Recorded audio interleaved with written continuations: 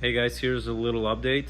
I just went to pick up the head from Cylinder Head Exchange, and it was a surprising moment when I got the receipt and it says $410 for the whole thing.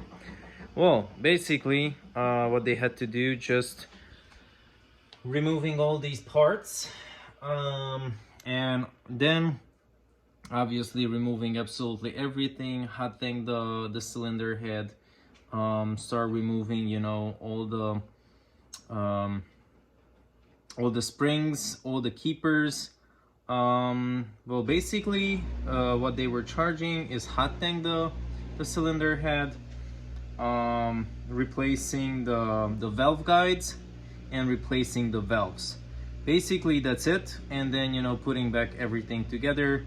On that, maybe I saved a couple of bucks because that's basically like in the process. And I replaced let's see, well, I replaced the springs with the GSC. I replaced the valve keepers. Yeah, I think it's called the valve keepers. I replaced those. Here are the new valves. It's shiny. I went with the standard size. This is the SuperTech 85 millimeter.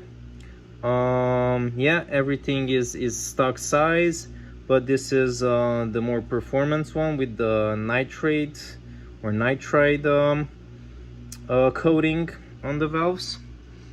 As you can see, everything is clean, everything is shiny. In the next part, I'm going to install it onto this block, obviously the Evo block, and then probably